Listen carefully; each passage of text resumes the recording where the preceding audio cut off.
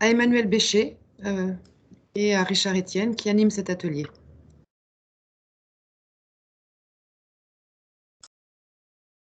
Bonjour beaucoup, bonjour Madame Marie-Josée et nous vous remercions pour la parole que vous nous passez.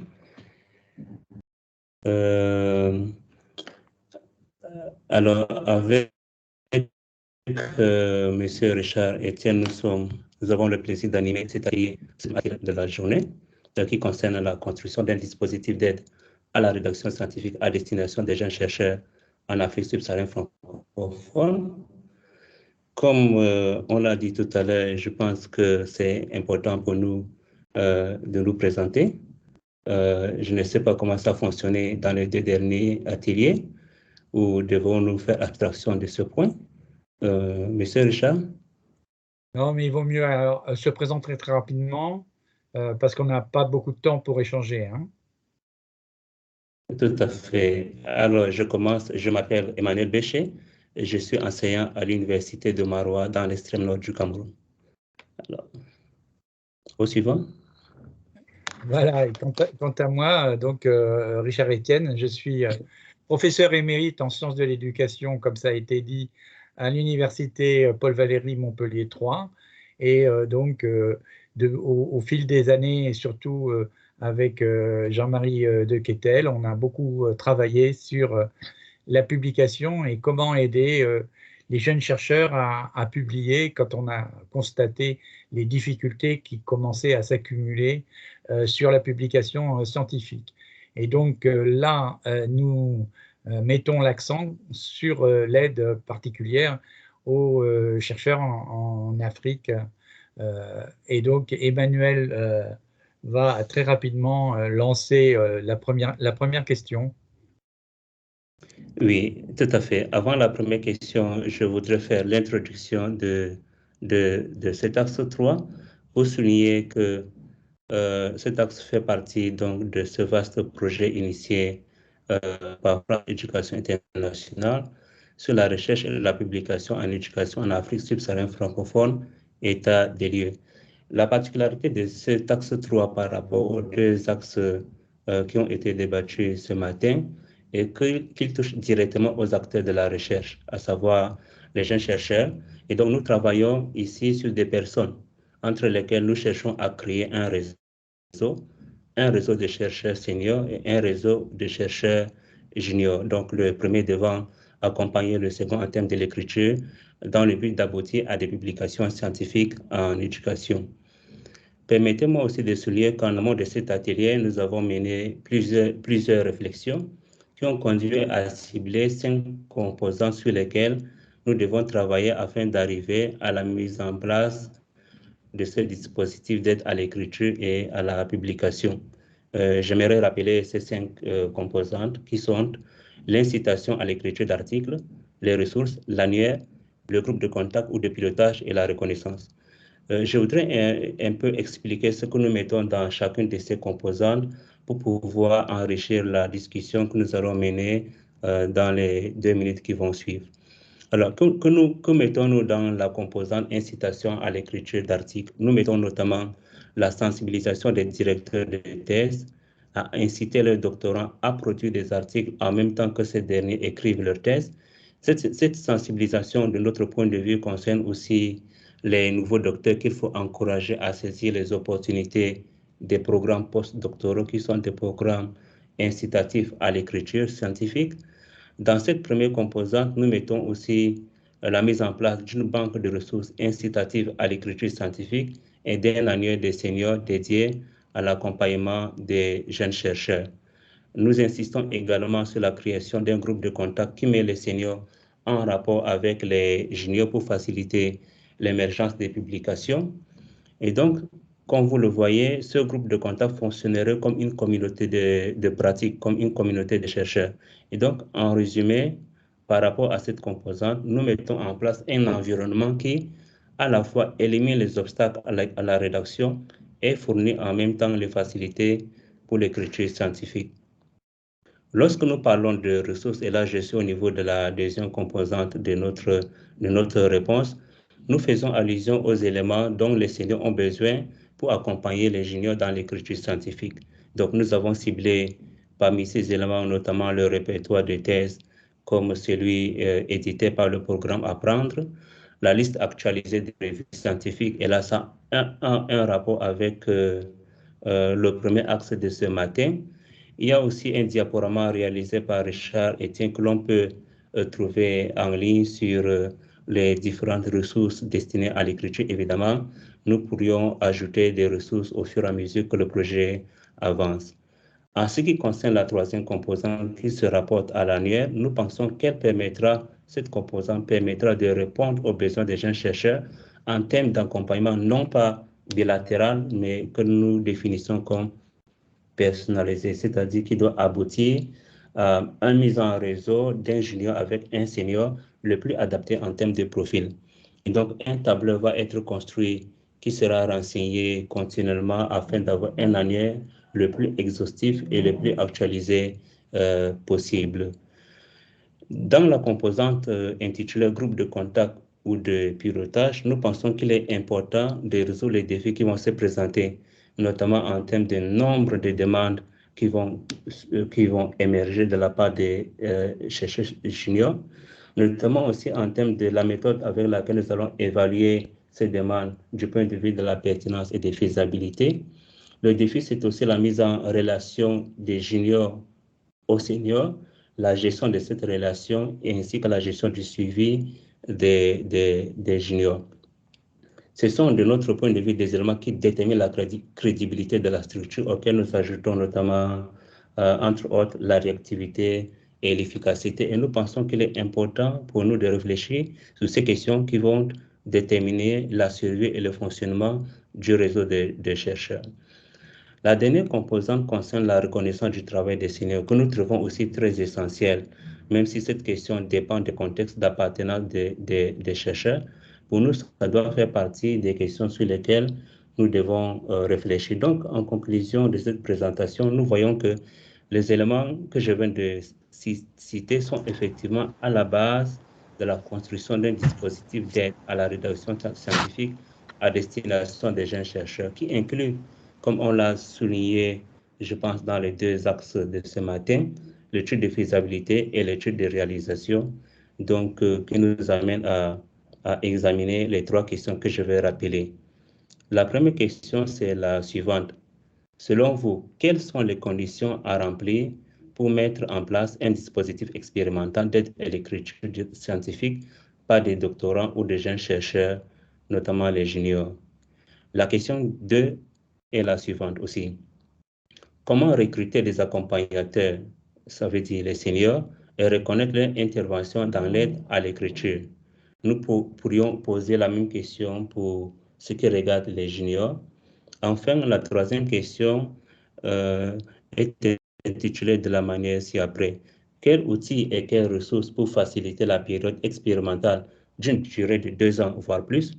Quelles pistes et quels relais pour pérenniser cette action? Évidemment, dans cette troisième question, nous pourrions aussi explorer les possibles jonctions avec les deux axes du projet qui ont été présentés ce matin.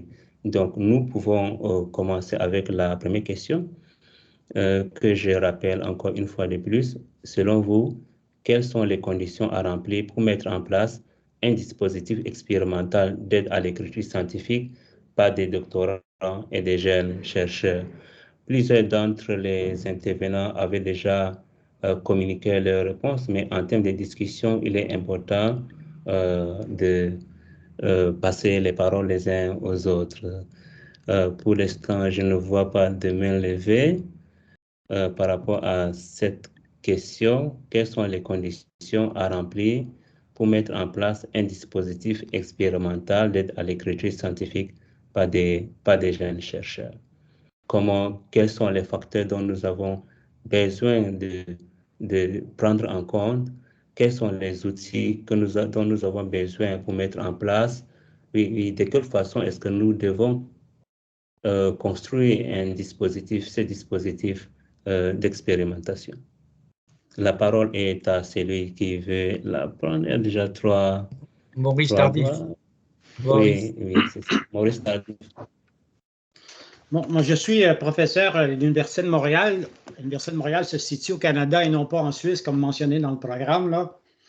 Je suis également directeur d'un centre de recherche qui s'appelle le Centre de recherche interuniversitaire sur la formation de la profession enseignante.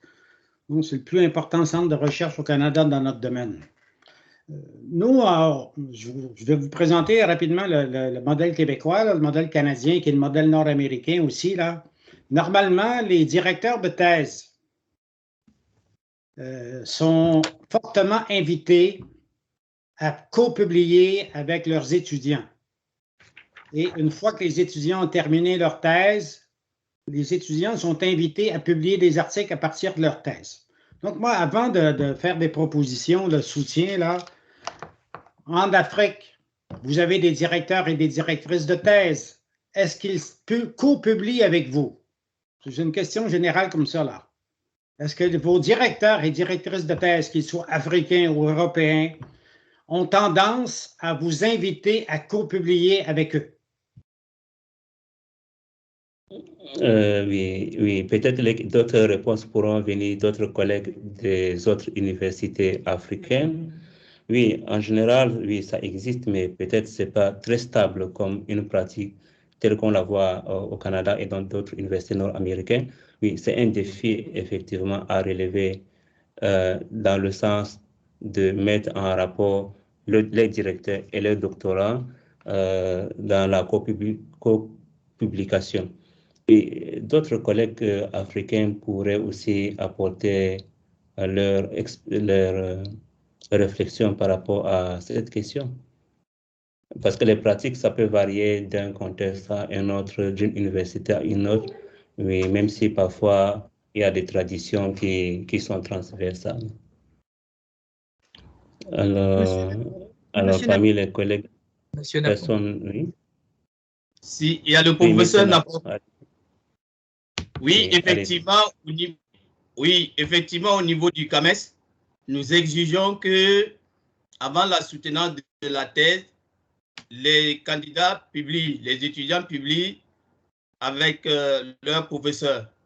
Et c'est l'une des conditions même pour passer au grade de professeur titulaire. Donc, pour les grades de professeur titulaire, dans certains comités techniques spécialisés, il est demandé que l'étudiant publie avec son directeur. Et si on ne retrouve pas cet élément dans le dossier du candidat, directement, le candidat est ajourné.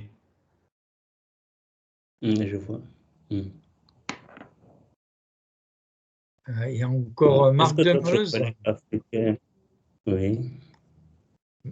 Marc Demeuse. Je veux bien prendre la parole, mais donc moi je suis Marc Demeuse, professeur à l'Université de Mons, et je vais aller dans le même sens que Maurice, je pense, en disant que peut-être il faut d'abord se poser la question, qu'est-ce qui incite les enseignants plus âgés à publier? Parce que si on les incite davantage à publier, s'ils ont cette conscience qu'il faut publier, alors ils ont tout intérêt à travailler avec leurs doctorants et donc à publier avec leurs doctorants. Donc je pense que la première pression, elle est du côté de l'enseignant chevronné. Et s'il n'y a pas cette volonté de publier, je pense qu'on est mal parti. Donc, je crois qu'il faut vraiment que cette volonté existe chez le directeur de thèse. C'est un peu une inversion par rapport à la tradition, hein, où on avait cette idée dans le monde francophone que la thèse devait être originale, c'est-à-dire rien n'était publié avant.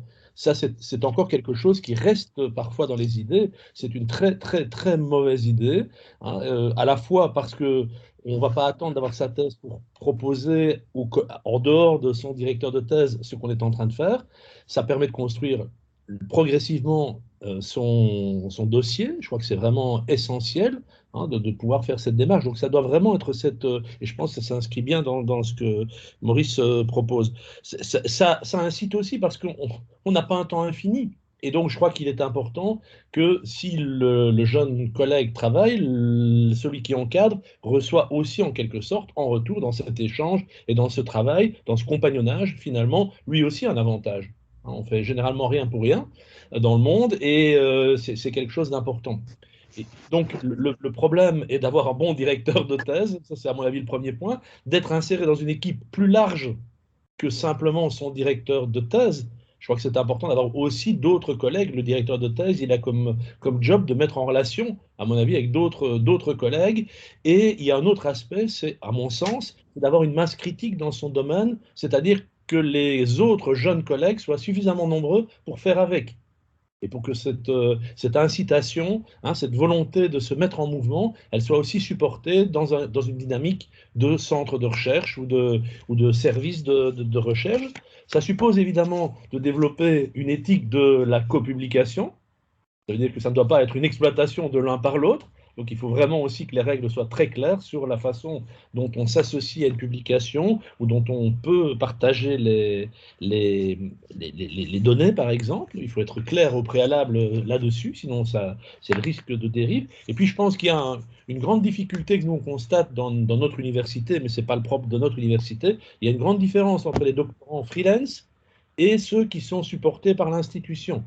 Les doctorants en freelance, leurs chances de sortir avec une thèse sont malheureusement, relativement faibles. Donc il faut aussi certainement réfléchir à comment encadrer ces deux types de doctorants. Certains collègues ont beaucoup de mal à s'engager dans l'accompagnement de thèse freelance, vu le peu de sorties de docteurs dans ce statut-là. Donc je crois qu'il y a aussi à voir comment on va pousser à l'investissement pour autant qu'il soit d'une certaine manière rentable. Voilà. On pourrait donner la parole à Jean-Claude Battineau. Oui, bonsoir. Je voulais demander la permission au professeur Napon. Au professeur Napon. Problème. Oui, Ouais, tu peux parler. Oui, le professeur Napon a été très, très bref. Si bien que je voudrais rebondir rapidement pour compléter un peu son idée, à savoir que le CAMES a remarqué dans son espace que les enseignants chevronneux vont à la retraite et ils n'ont pas de produits, ils n'ont pas d'enfants qui les suivent. Et paradoxalement, les doctorants peinent souvent à terminer les thèses pendant que les enseignants passent rapidement au grade. Alors, pour mettre fin à cette course de grade, le CAMES a décidé qu'un enseignant-chercheur pour être professeur titulaire doit d'abord diriger une thèse jusqu'au bout, ou encore diriger deux thèses s'il est co-directeur jusqu'au bout. Donc, c'est d'abord, cette décision permet aux enseignants de mettre l'accent aussi sur la qualité et de ne pas aller seul au grade et aller à la retraite sans avoir formé un enseignant-chercheur. Deuxièmement, l'idée qui est dans la grille d'évaluation des enseignants-chercheurs et au solo universitaire est que un doctorant qui finit sa thèse avec un enseignant-chercheur sans avoir produit un article scientifique montre que l'enseignant-chercheur ne s'est pas véritablement occupé de son doctorat. Il ne s'agit pas seulement de finir une thèse, une excellente thèse, mais aussi d'entraîner le doctorant à emboîter le pas de l'enseignant, donc à produire aussi des articles scientifiques. Et je pense que ces décisions ont été depuis en vigueur au niveau des sciences dures. Au niveau des lettres et sciences humaines, c'est récemment que le professeur Napon peut revenir là-dessus, que on est en train d'implémenter et c'est en vigueur. Donc, la direction pour les professeurs titulaires est une obligation et une autre, c'est d'amener les étudiants à l'entraînement de la production d'un article scientifique reconnu. Merci. Peut-être donner la parole à Emmanuel Anoot, parce qu'il y a des particularités dans l'accompagnement en France. Et notamment, Emmanuel, tu peux évoquer en général les obstacles pour les directeurs de thèse, parce que leur doctorant ne doit pas publier dans la revue du laboratoire, et jusqu'à il y a 3-4 ans, les articles co-signés avec le directeur n'étaient pas reconnus par le Haut Comité d'évaluation de la recherche et de l'enseignement supérieur. Merci Richard et bonjour à tous. Je suis Emmanuelle Hanol, je suis professeure des universités à l'Université de Rouen. J'ai été directrice d'un laboratoire de sciences de l'éducation et l'actuel directeur est en ligne puisque Jacques Béziat est avec nous à cette université de Rouen, donc le CIRNEF, et actuellement je suis vice-présidente chargée de la recherche en sciences humaines et sociales dans le champ qui est baptisé Humanité, Culture et Société à l'Université de Rouen. Donc j'ai aussi une sorte de visibilité sur l'activité d'autres laboratoires en sciences humaines et sociales que celui que j'ai bien connu et auquel j'appartiens toujours.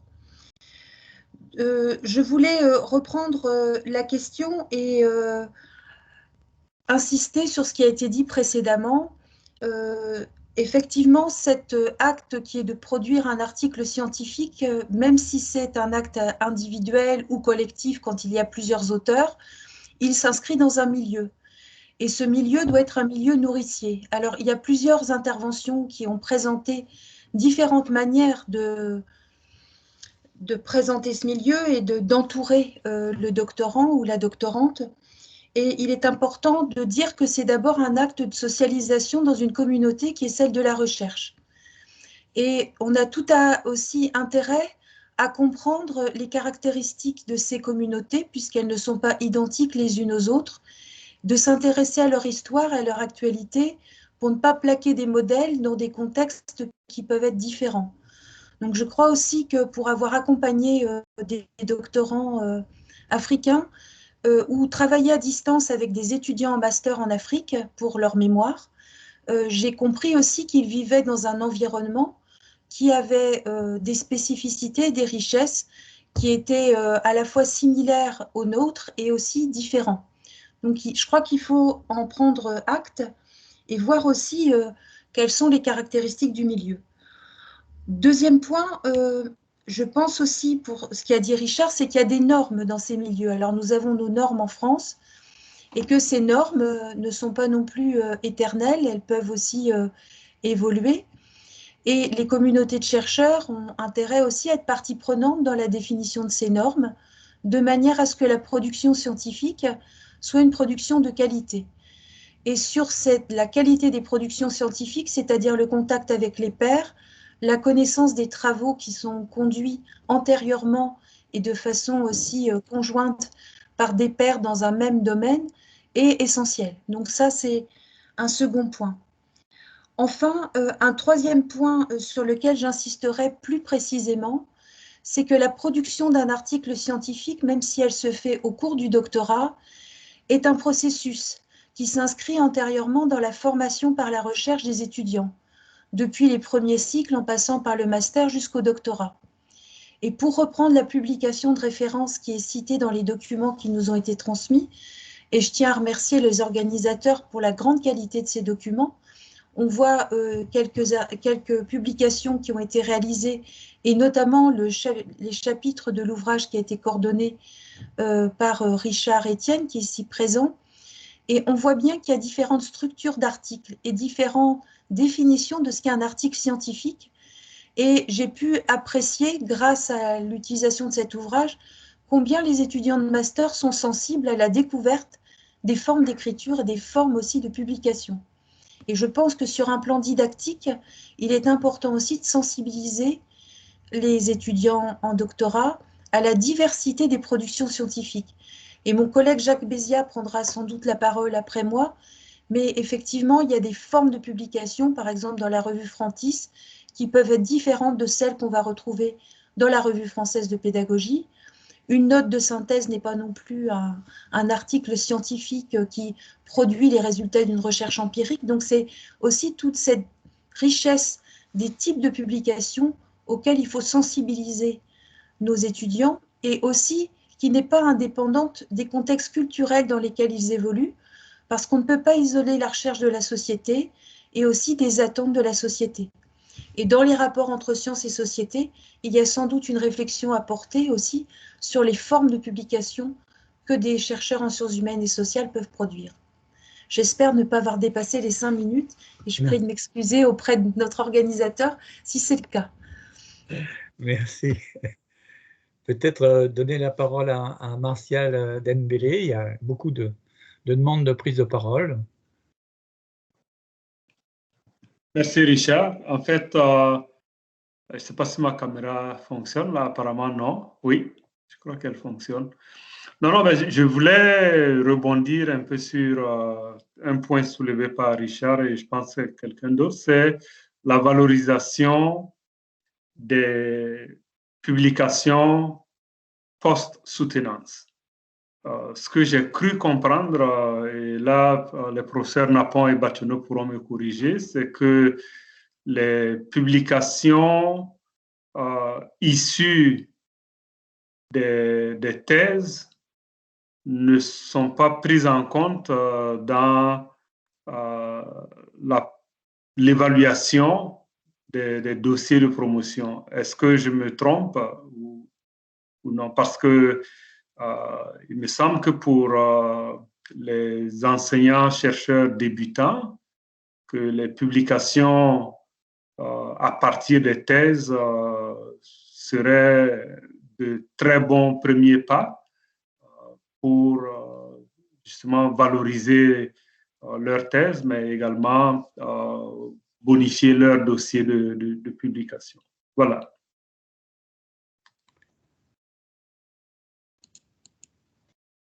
Merci beaucoup. Effectivement, c'est une question fondamentale pour le projet que nous essayons d'examiner, dans la mesure où, effectivement, quelqu'un qui fait une thèse ne peut pas aller faire un article ou une note de synthèse sur quelque chose qui n'est pas son objet de recherche. Donc, l'hypothèse va tout à fait dans le sens de ce que vous disiez, mais Emmanuel Anoët a bien montré que, au moins dans certains pays comme la France, les normes ont évolué, mais elles étaient finalement très dures avec les doctorants, puisqu'ils ne pouvaient pas co-signer avec leur directeur de thèse. Et puis, l'autre donnée qui les mettait en situation difficile, c'est ce qui a été expliqué tout à l'heure par Maurice Tardif, mais c'est qu'il ne fallait pas dévoiler à l'avance un petit peu ce qui allait être dans la thèse. Mais aujourd'hui, avec les thèses en 3 ans, et aussi la notation de certains laboratoires sur ce critère-là, évidemment, les choses ont beaucoup changé. Donc, je crois qu'il y a encore des demandes de parole.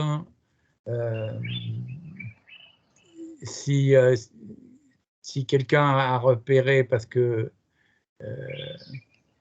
Moi, j'ai la main levée, là. Vas-y, Maurice. Je voudrais seulement clarifier d'abord le fond de ma pensée sur la question initiale que j'ai soulevée tantôt, là. Si on veut créer un dispositif d'aide à l'écriture et surtout d'aide à la publication, la question qui m'intéressait n'était pas de découvrir les conditions sociologiques du travail professoral en Afrique, mais de savoir si on intègre dans le dispositif d'aide les directions des étudiants. Moi, ça me semble important comme question, là, parce que là, pour le moment, si je comprends bien, il y a des Européens, puis il y a du côté du Québec, il y a les étudiants. Est-ce qu'on intègre aussi les professeurs, les directeurs et directrices de ces étudiants-là dans le dispositif? Moi, c'était le sens de ma question. C'est une question très pragmatique. Donc, ce n'est pas découvrir les conditions anthropologiques de la production en Afrique ou en France, là. D'autre part, si je comprends bien, le but de notre rencontre, c'est de mettre en place un dispositif de soutien à la production écrite, là. Moi, je ferai une proposition, là, simple. Nous avons ici au Québec des presses universitaires. Des presses universitaires de l'Université Laval, des presses universitaires de l'Université de Montréal, etc. Pourquoi on ne pourrait pas envisager, dans les 2 prochaines années, une publication internationale avec des étudiants africains ou des étudiantes africaines, leurs directeurs et directrices, des Européens et des Canadiens, sur l'éducation en Afrique, ou moi, ce qui m'intéresse plus particulièrement, sur le personnel scolaire en Afrique, personnel enseignant. Là. Donc, moi, je serais prêt à soutenir financièrement une telle publication. Parce qu'au Canada, l'édition savante coûte cher et les chercheurs sont obligés maintenant de fournir des espèces sonnantes et trébuchantes. Donc, pourquoi pas, dans les 2 prochaines années, identifier du côté africain un certain nombre d'étudiants qui ont terminé leur thèse, idéalement, qui seraient prêts à soumettre un papier en collaboration avec des chercheurs européens et canadiens dans un modèle d'éducation comparée, par exemple, sur la formation du personnel scolaire ou du personnel enseignant en Afrique. On pourrait produire facilement une 12aine de textes et sortir un numéro en 2 ans, 2 ans et demi. Donc, moi, c'est une proposition que j'avance. J'ai compris que l'objet du séminaire est un objet pragmatique, surtout. Donc, c'est une proposition que je fais là. Merci de ta proposition, d'autant plus qu'il y a certains éléments qui ont été évoqués dans les 2 premiers ateliers qui vont dans ce sens-là, notamment le fait qu'on a relevé que les professeurs en Afrique, généralement, une fois installés, ils n'avaient plus d'enjeu de carrière et que donc, ils ne suivaient pas, ils n'accompagnaient pas l'écriture d'articles. Hein. Je prends à témoin tous les gens qui étaient dans les deux premiers ateliers. Ça, c'était un des points qui rendent nécessaire d'avoir des initiatives pragmatiques d'accompagnement pour des jeunes chercheurs, alors soit en thèse, soit comme tu le proposes, après leur thèse, de façon à ce qu'ils publient. Autre chose qui est sans doute en relation avec ta proposition, c'est que dans le cas du grand projet, il y a aussi l'idée de mettre en place un handbook sur la recherche en Afrique, et donc ça irait très bien dans ce cadre-là. Dernier point, et après je donne la parole à toutes les personnes, évidemment, toutes les questions de financement et justement de revues prédatrices ont été évoquées, et tu fais bien de signaler qu'il y a les presses universitaires du Québec, il y a d'autres presses universitaires, et puis en France, il y a aussi des plateformes comme Open Edition, qui est organisée par l'École des hautes études en sciences sociales et qui publie déjà 17 revues en sciences de l'éducation sans aucune prédation, au contraire, avec une aide pour la publication. Voilà. Donc, je crois qu'on peut avoir encore considérer que pendant 5 minutes, on évoque encore cette première question avant de passer à des choses encore plus pragmatiques sur la deuxième. Donc, il y a deux demandes de parole. Non, Céline Girardet n'a pas encore pris la parole. Oui, bonjour, merci beaucoup. Alors, je m'appelle Céline Girardet, je travaille à l'Université de Genève avec Lucie Mottier-Lopez qui a fait un bout de chemin avec vous et qui ne pouvait pas être là aujourd'hui. Je coordonne avec elle une formation doctorale à l'écriture scientifique avec un public assez restreint de doctorants dans l'équipe en évaluation. Et puis, je voulais rebondir sur ce que vient de dire Maurice Tardif aussi dans un esprit très concret. Nous, on a beaucoup travaillé dans l'accompagnement à l'écriture scientifique avec des communautés de pairs et avec une formation aussi à l'évaluation scientifique de doctorants et doctorantes pour les former à l'écriture scientifique en évaluant les écrits des autres. Et je me demandais si, quand on fait un tableur qui recense les intérêts de recherche avec des seniors et des juniors, si on ne pourrait pas aussi envisager de regrouper des juniors, même d'institutions différentes, qui travaillent sur des problématiques similaires, pour essayer de faire avec eux des activités entre pairs aussi, et en plus d'envisager l'accompagnement avec un chercheur senior. Et puis, la dernière chose, c'est aussi une proposition, mais je ne suis pas sûre qu'elle sera intéressante, mais ce sera à vous de me dire. Avec Lucie Metier-Lopez, on est co-éditrice d'une revue en évaluation qui propose, et on l'a déjà fait pour 2 numéros, un numéro avec des jeunes de Genève et un autre avec des jeunes de Toulouse, qui propose en fait justement un accompagnement pour les doctorants et doctorantes et jeunes chercheurs-chercheuses à l'évaluation et l'écriture scientifique jusqu'à la publication d'un texte.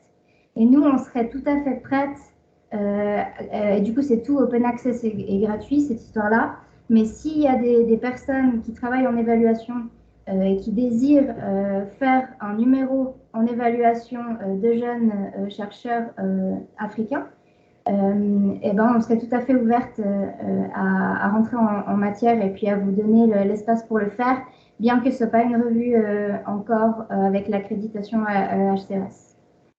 Voilà.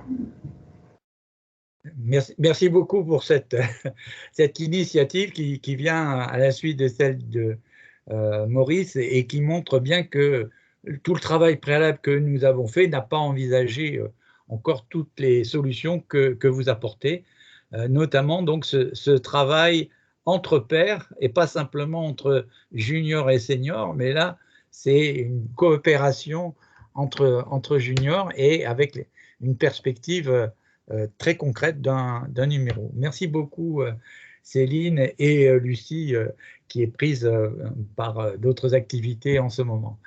Voilà. Donc, on a bien exploré cette question-là, si on veut respecter le temps. Donc, je vais prendre l'animation pour la deuxième question et je compte sur Emmanuel pour repérer ce qui se passe au niveau des gens qui s'inscrivent, qui lèvent la main, et aussi de ceux qui écrivent sur la liste de discussion, parce que je n'utilise pas le mot de chat. Donc, Richard, juste un mot pour te signaler que M. Bationneau, M. Napon et M. Bézia souhaitent prendre la parole. Voilà. On va peut-être faire comme le groupe 2 a fait tout à l'heure, c'est-à-dire on va aborder la deuxième question et puis on les met en priorité. Donc, sinon, on va passer trop de temps sur la première question et pas assez sur les deux autres. Hein. Bien sûr. C'est une question de gestion du temps et je prie nos interlocuteurs de bien vouloir le comprendre. Donc, la deuxième question, c'est justement celle des accompagnateurs. Et donc, on va l'élargir sur la proposition de Céline. C'est comment recruter des accompagnateurs qu'on va appeler seniors, mais qui pourront être aussi, dans l'hypothèse donc de Céline et de Lucie Mottier-Lopez, aussi des accompagnateurs juniors, c'est-à-dire créer une petite communauté autour d'un projet où ils seraient à la fois auteurs et aussi évaluateurs. Hein. Et puis également, la deuxième question, c'est celle de qui serait recruté parmi ces candidats à l'écriture d'un article et publication de cet article. Voilà. Et donc, la question a été abordée un petit peu tout à l'heure par Maurice, hein, elle est délicate, c'est aussi la question de la relation avec la directrice ou le directeur de thèse.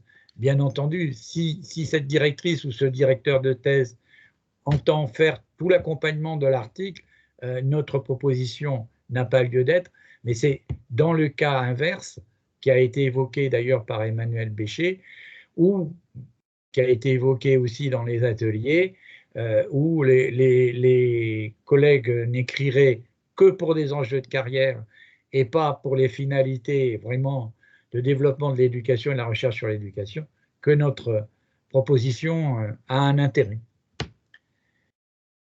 Donc, alors, il y a 3 points qui sont levés. Nous pourrions passer la parole à Jacques Bézia, qui pourrait brièvement aussi revenir à la première question. Jacques Bézia. Oui, merci. C'est en fait une réaction un peu transverse. Hein.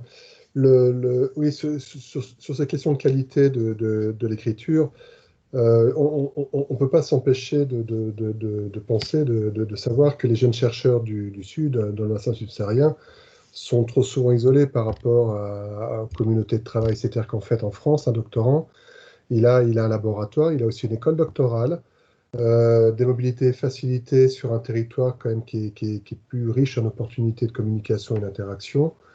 Donc, c'est-à-dire qu'en fait, l'aide à la qualité à l'écriture scientifique, elle passe aussi par la capacité d'azotage que n'ont pas un certain nombre de chercheurs et de jeunes chercheurs dans les territoires du Sud. Je pense qu'il faut vraiment, quelque part, on ne peut pas juste, bien sûr qu'on fait des offres on propose des canaux de diffusion, c'est le cas avec la revue que je porte moi-même, la revue Frontis, qui est une revue interface en sciences de l'éducation, mais qui cherche à compenser à la fois l'accès à la connaissance produite par des chercheurs, jeunes chercheurs du Sud sur les questions des nouvelles technologies en éducation, puis à la fois aussi pour essayer de faire communauté. Et je crois que là, en fait, la dimension, parce qu'en fait, le problème des sciences d'éducation, je le disais tout à l'heure, c'est pas une communauté homogène dans les objets, dans les méthodes, dans les trajectoires dans les disciplines d'origine, comme la psycho, la socio, l'anthropo, la pédago. Il y a plein de disciplines comme ça, et donc il y a différents objets. Et en France, alors je vais parler du contexte que je connais mieux, on peut parler entre pédagogues, entre philosophes, et puis on parle aussi entre communautés, bien sûr, entre technologues, très bien.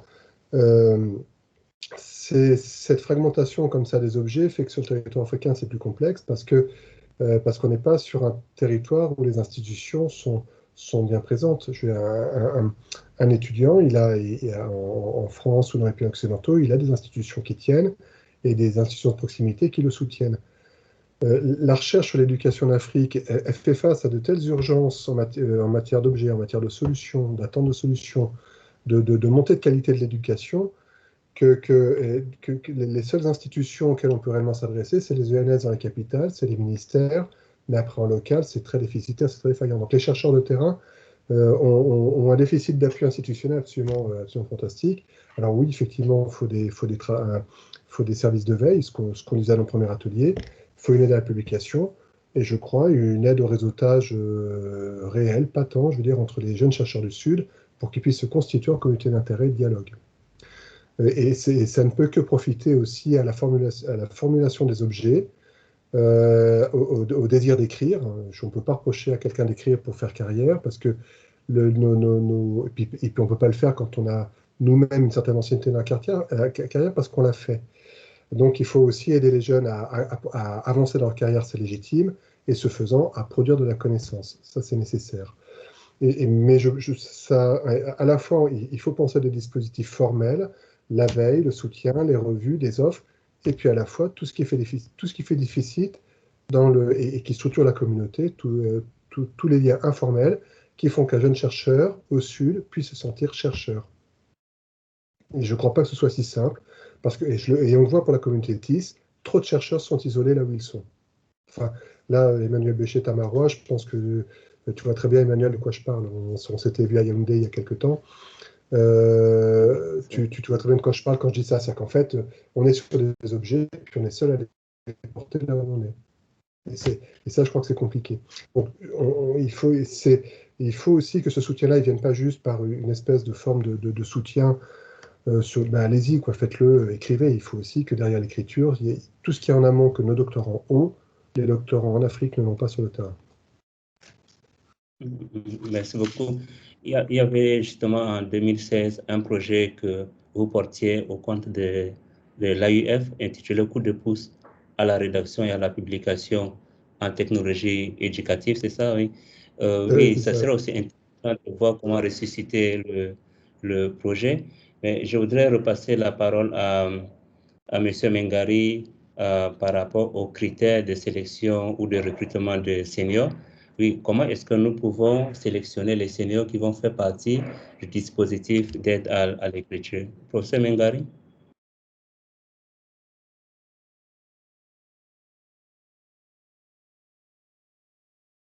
Il est parti.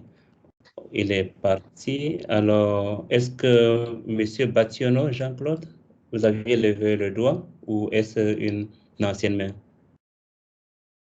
Bationo? Voilà Monsieur Mangari qui revient. Voilà, il a été... D'accord. Est-ce que vous m'entendez? Oui. Nous vous entendons. Et merci beaucoup de connexion avec le Cameroun. Effectivement, la question est une question importante, mais savoir qu'en général, les seniors, une fois qu'ils ont fini leur carrière ou qu'ils sont en fin de carrière, acceptent très peu l'accompagnement. Parce que pour certains, écrire correspond à mettre en avant des évolution dans le processus. Aujourd'hui, il est question davantage de l'espace aux plus jeunes, les accompagner, mais la difficulté pour les seniors, parfois, c'est les charges administratives dans le formation. Plus on est senior, plus on a des charges administratives. Parfois, pour les seniors, plus les gens viennent vers vous et ils n'ont pas le temps de se pressés, les jeunes doctorats. Parce qu'en fait, ils vont déléguer leurs tâches aux assistants qui ont fait le vrai travail. Ceci, on pourrait comprendre.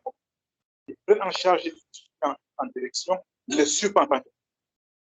Il est question que les seniors en charge les suivent effectivement. Pour le faire, il y a, en point de vue, trois choses.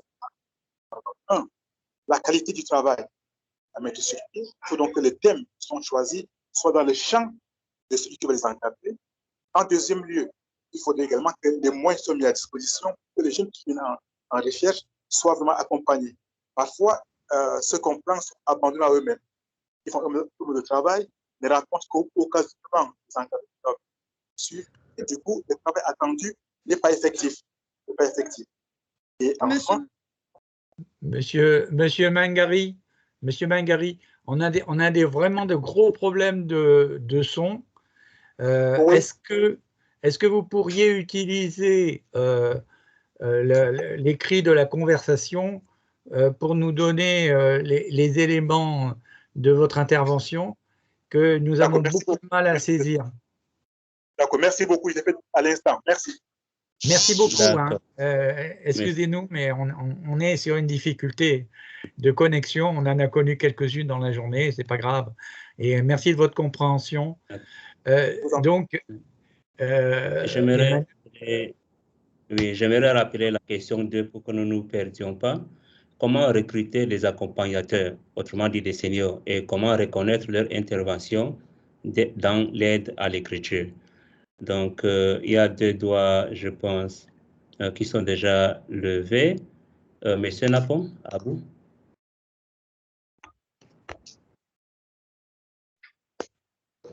Merci. Je pensais tout simplement que ce recrutement pourrait se faire d'abord dans un premier temps à partir de l'expérience des intéressés et deuxièmement en fonction de l'expérience. C'est-à-dire si nous avons un thème, on peut faire des choix de thèmes par exemple.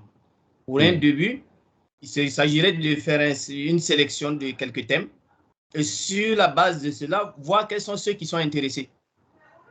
Et à partir de là, on pourrait à ce moment recruter ces accompagnateurs.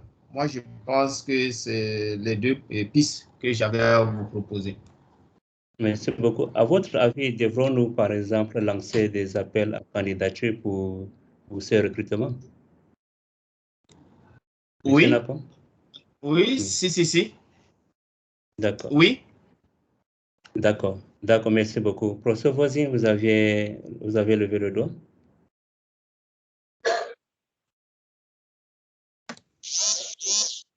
Professeur Voisin.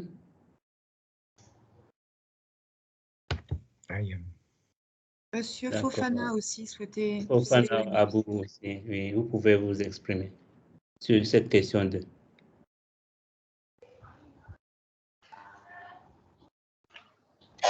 Oui, allô, vous m'entendez?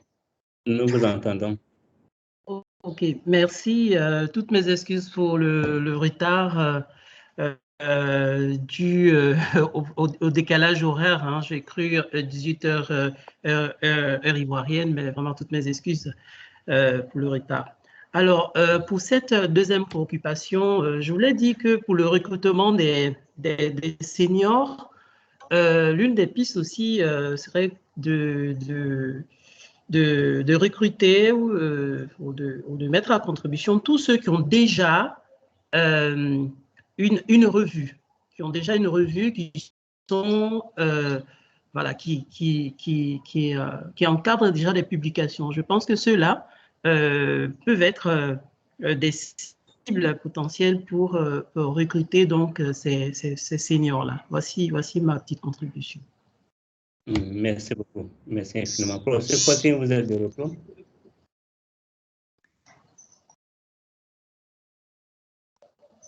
Oui, merci beaucoup. Là, ça me paraît une piste extrêmement intéressante. Et je pense qu'on pourrait aussi l'élargir à des collègues qui font beaucoup d'expertise pour les revues, dans la mesure où justement le fait de faire des expertises pour de nombreuses revues permet d'avoir une compréhension générale, même si il y a des règles de la communauté scientifique, mais on voit bien que chaque revue ensuite, et chaque comité de rédaction a sa façon de penser. Donc, merci beaucoup pour cette idée de solliciter les revues, d'autant plus que ça facilitera ensuite le passage vers un accompagnement jusqu'à la qualité. Parce que certains de mes collègues n'étaient pas à l'écoute des 2 premiers ateliers, mais dans les 2 premiers ateliers, la question de la qualité de la recherche en éducation a été abondamment citée. Et puis, un autre point est apparu, c'était de mettre en garde aussi les jeunes chercheurs sur toutes les questions de plagiat auxquelles il faut les sensibiliser très rapidement.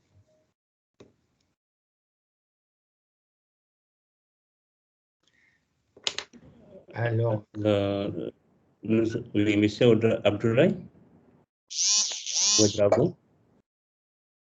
Oui, merci beaucoup. Donc, je suis Abdoulaye Ouedraogo, enseignant au département de sociologie de l'Université Joseph Kizerbo.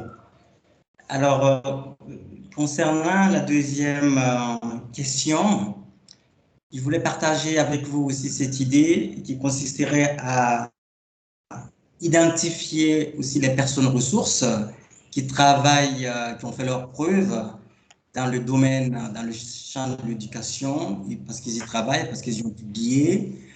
Au cours des ateliers précédents, par exemple, Marc Pilon évoquait l'atelier de recherche sur l'éducation au Burkina, qui a une expérience depuis une dizaine d'années dans ce champ-là, et qui a, par exemple, constitué un répertoire sur les travaux et les publications de l'éducation. Et je pense que on pourrait trouver dans ces groupes organisés, dans ces associations en lien avec l'éducation, des personnes ressources à mesure aussi de pouvoir accompagner éventuellement ce travail en lien avec l'écriture scientifique, et particulièrement dans le champ de l'éducation au niveau du Burkina Faso. Et aussi, la deuxième idée porte sur les groupes de recherche déjà institués, parce que ça a été évoqué, les thésards qui sont insérés dans le groupe de recherche bénéficient d'une dynamique de production qui est différente que des thésards qui n'ont pas cette insertion-là. Et par exemple, à l'Institut supérieur des sciences de la population de l'Université Kizerbo, il y a une expérience qui consiste à faire en sorte que les thésards soient insérés dans le programme de recherche au moment où ils font leur thèse. Donc, c'est aussi une occasion de leur permettre de bénéficier de l'expérience et de l'expertise des aînés et de pouvoir bénéficier d'un encadrement à la production scientifique. Merci, je vois là. Merci beaucoup pour votre intervention. J'aimerais rappeler les éléments auxquels nous avons abouti dans ces échanges, notamment que comme élément de sélection, nous avons mis l'accent sur l'expérience des intéressés, l'appel à des personnes ressources dans le domaine de l'éducation ou l'appel à des personnes qui encadrent déjà une revue ou des publications, etc. Mais il y a une question qui reste, la question du comment est-ce que nous allons recruter ces personnes. Il y a deux doigts qui sont levés. Emmanuel Wassou, étant donné que le professeur Fossi n'est pas joignable, est-ce que Emmanuel Wassou pourrait intervenir? Oui, merci Emmanuel de me passer la parole.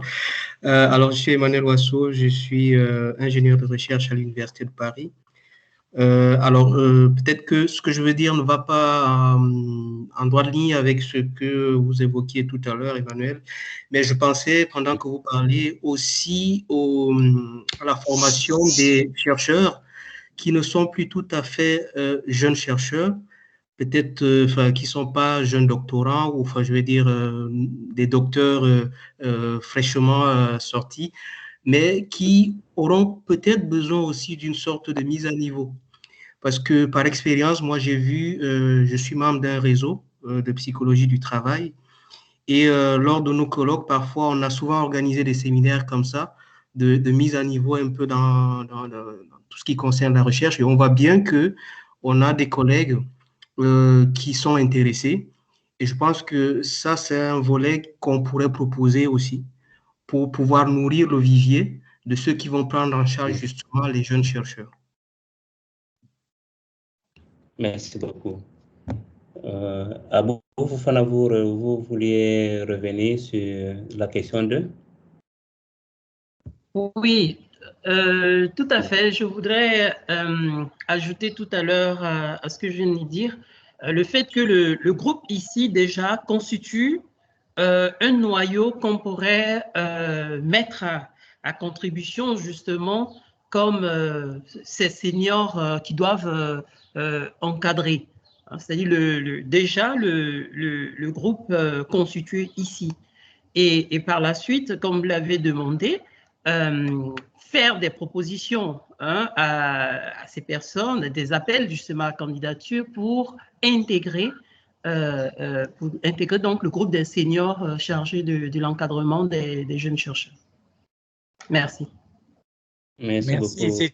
C'est tout à fait cohérent avec une méthode qui a été utilisée par le groupe sur la veille, qui a appelé ça une démarche boule de neige, c'est-à-dire que on est 39 inscrits et c'est vrai que de partir de déjà cet effectif et de solliciter les gens, moi je sais que dans la revue dont je suis le directeur, on aura un certain nombre de personnes qui seront intéressées, d'autant plus qu'on prépare un dossier avec Emmanuel Bécher sur la question de la recherche en Afrique.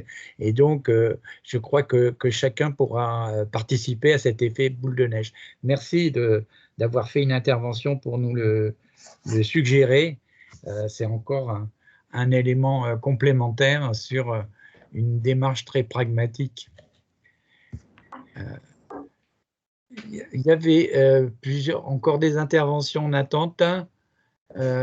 Pour l'instant, il n'y a aucune intervention, il n'y a aucune main levée. Mais je voudrais profiter de cette absence de main levée pour revenir à la question.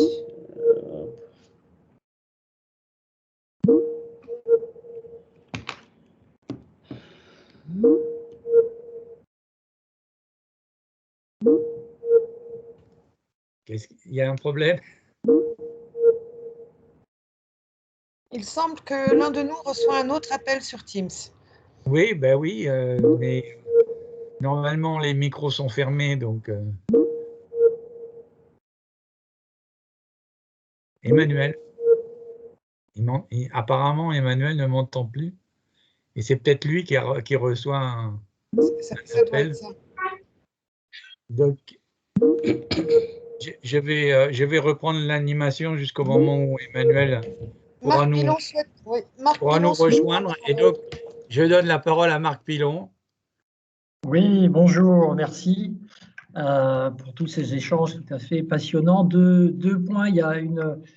Je voulais revenir, je suis désolé de revenir un peu en arrière, mais je voulais faire écho à une question qui était posée par Martial Dambélé tout à l'heure, parce que moi, j'y vois pas clair, alors que c'est un point important concernant les règles de publication d'articles issus de la thèse. Si j'ai bien compris, Martial, il disait que selon les règles du CAMES, on ne pouvait pas.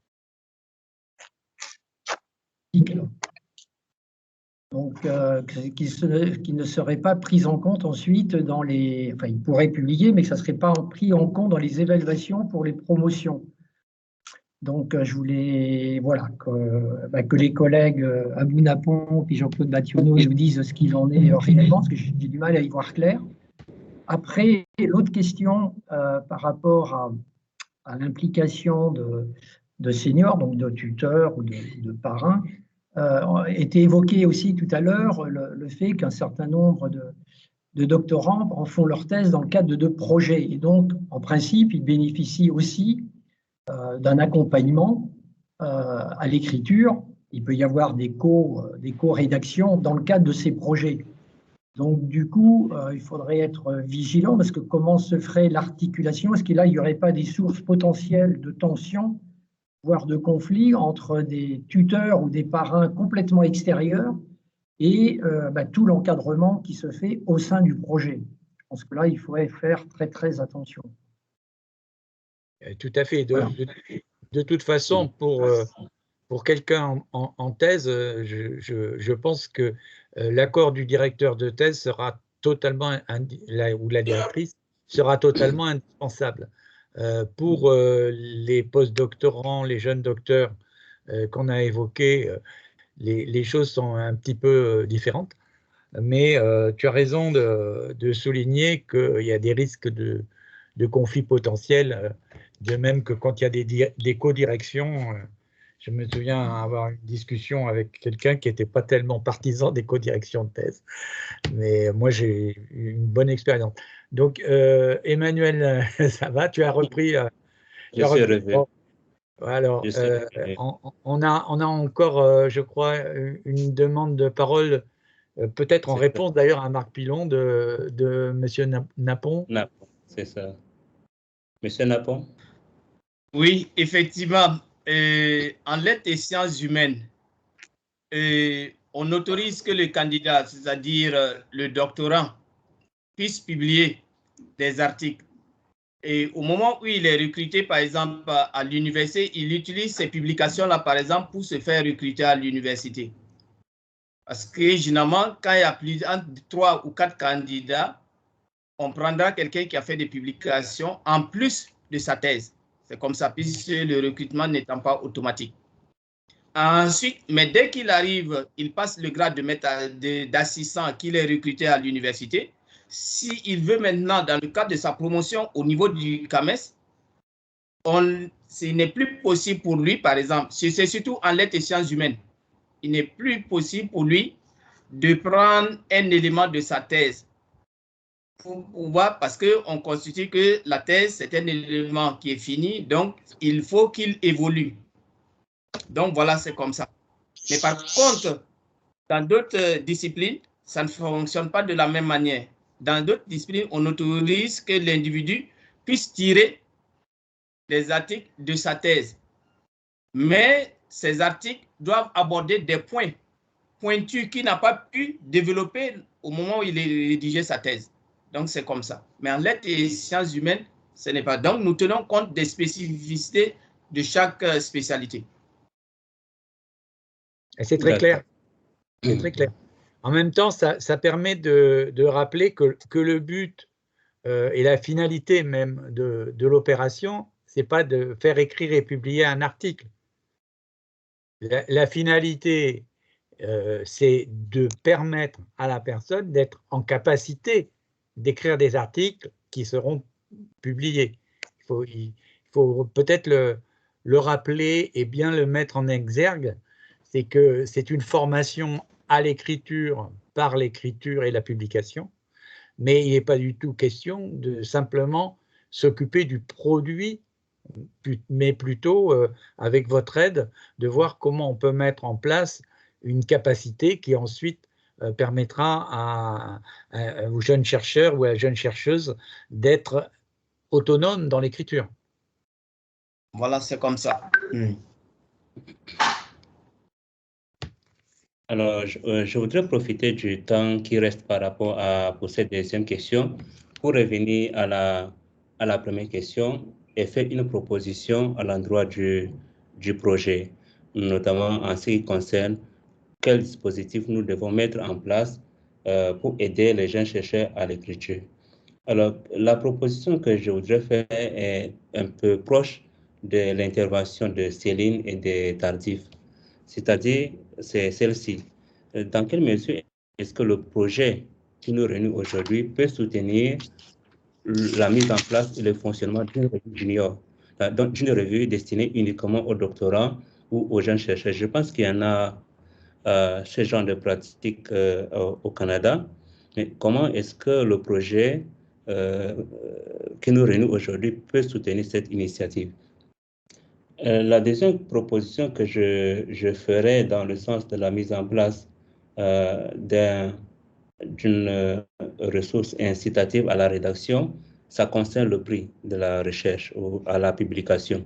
Je pense que l'Association pour le développement de l'éducation en Afrique lance chaque année ou en tout cas régulièrement des prix dans ce sens-là. Il y en a aussi au niveau de l'Agence universitaire de la francophonie et de l'Université de Mons concernant le prix Louis Deneau de la meilleure thèse en technologie éducative. Ma question, c'est dans quel sens est-ce que le projet peut venir soit soutenir ces prix existants ou dans quelle mesure ce projet peut-il initier un autre prix qui pourrait inciter les jeunes chercheurs et les doctorants à publier et à écrire? C'est des questions que je pose à l'endroit des intervenants, mais beaucoup plus aussi à l'endroit des organisateurs du projet. Merci beaucoup, Emmanuel. J'ai vu aussi Paulin Osounoun-Tolin qui voulait intervenir. Est-ce qu'il est toujours en ligne? Voilà. Merci. Merci de ton intervention. Merci. Micro? Votre micro, Monsieur Napon.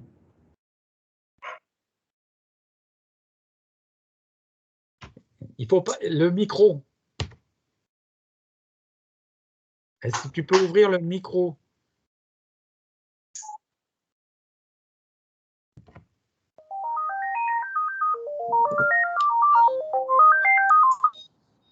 Nous ne vous entendons pas. Oui. Allez-y, votre micro. Apparemment, il y a un problème de micro chez Monsieur Paulin.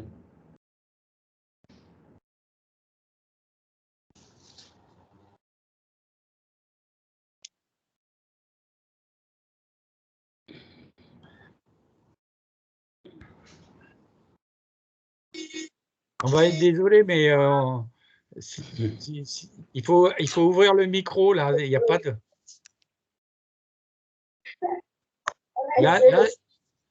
Là, on entend, oui.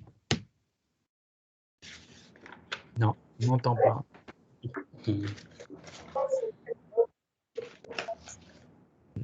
Je suis désolé, mais c'est inaudible. Hein. C'est inaudible.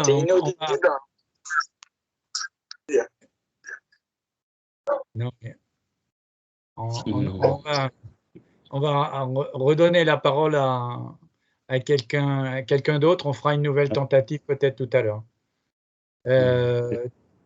Je ne sais pas qui est prioritaire là. On commence par Marc Pilon. Ok, merci beaucoup. Alors, je viens de réaliser aussi tout à l'heure que je ne m'étais pas présenté comme tout le monde le fait. Donc, je suis Marc Pilon, je suis démographe et je suis directeur de recherche émérite à l'IRD. Je voulais revenir, parce que je pense que ce n'est pas un point qui a été encore abordé, c'est concernant en fait la question de la mise en œuvre de ce travail d'accompagnement et connaissant l'évolution, on va dire, des conditions de l'enseignement supérieur et de la recherche et des conditions de travail aussi, notamment en Afrique, je me posais la question du degré de disponibilité des seniors à accompagner, à encadrer les plus jeunes, sachant que ça peut, si vraiment c'est un travail qui est fait de manière sérieuse, et il n'aurait de sens que s'il était fait sérieusement, donc d'accompagnement de plus jeunes à l'écriture, ça peut demander vraiment beaucoup de temps, chronophage. Donc, cette question de la disponibilité, et puis aussi, je pense qu'il faut l'aborder, c'est des conditions matérielles. Est-ce que ça veut dire que c'est un accompagnement bénévole, complètement bénévole ou pas? Voilà, je pense que c'est deux questions qui se posent. Auxquelles il faut trouver des réponses. Bien sûr. Je suppose que vous en avez. On a peut-être des propositions, mais ce n'est pas forcément des réponses. En fait, on bascule avec la troisième question, hein, dont je rappelle l'énoncé, et puis ensuite je laisserai Emmanuel gérer ce temps-là. En plus, on est dans les temps, là. C'est quels outils et quelles ressources pour faciliter la période expérimentale d'une durée de 2 ans ou plus, quelles pistes et quels relais pour pérenniser cette action? Donc, c'est exactement les questions tout à fait pertinentes que vient de poser Marc Pilon.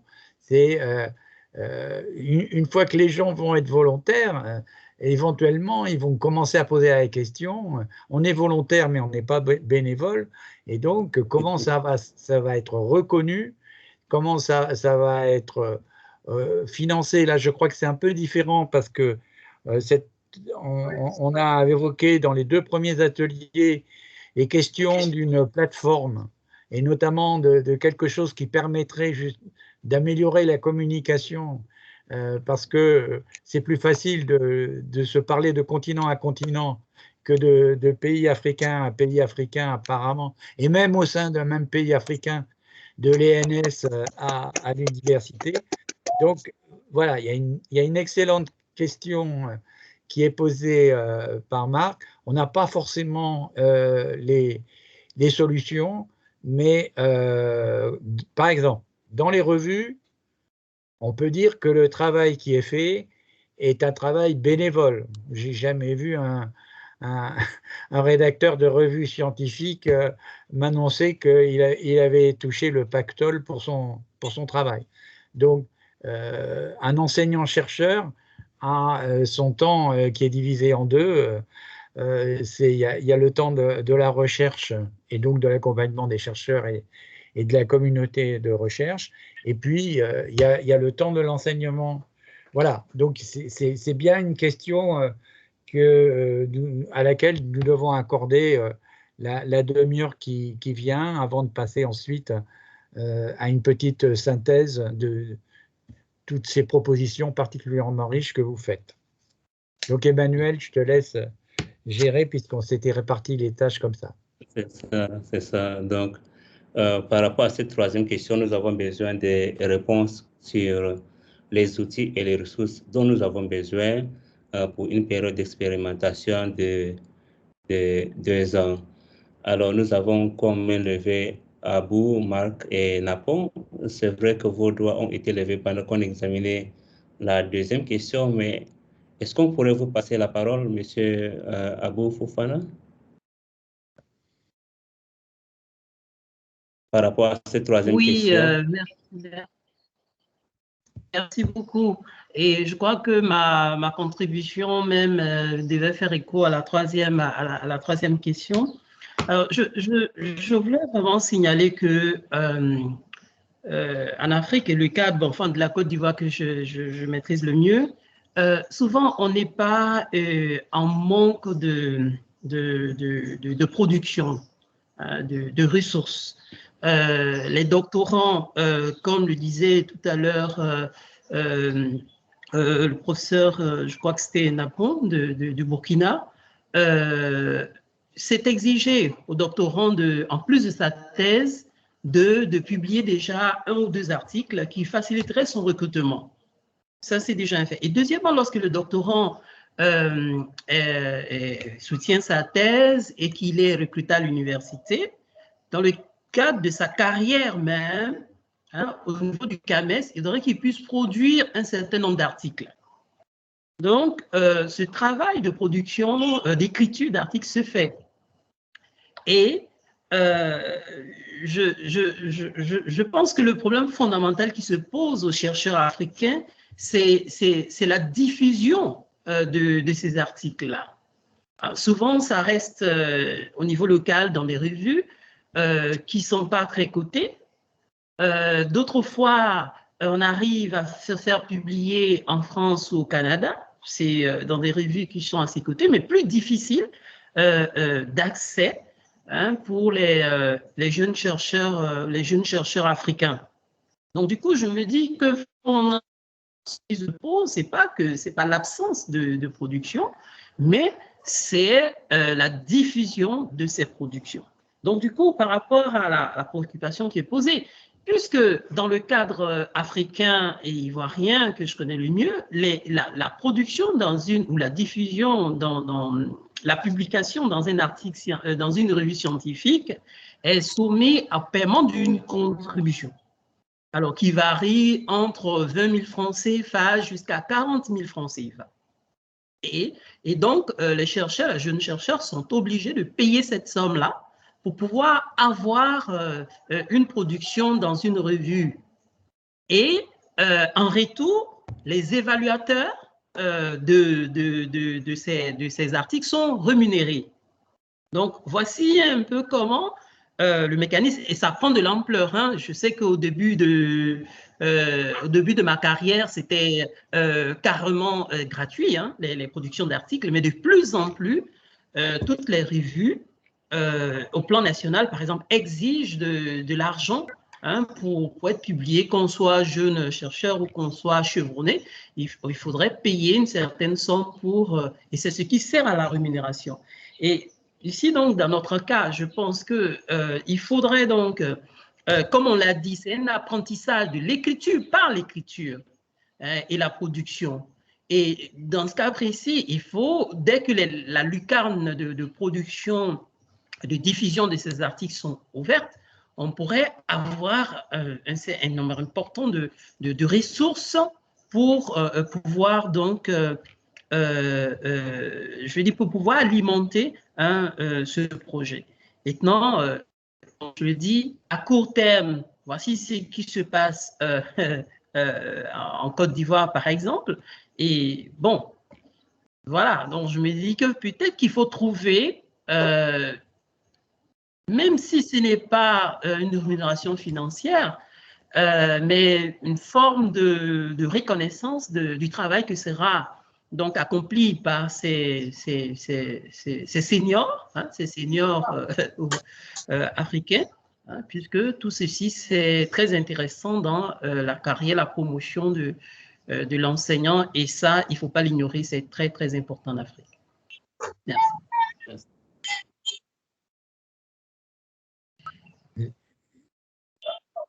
Marc Pilon. Marc, tu veux intervenir? Oh, pardon, j'ai oublié de baisser la main. Pardon, non.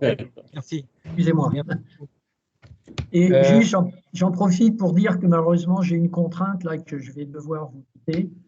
Merci de ta présence.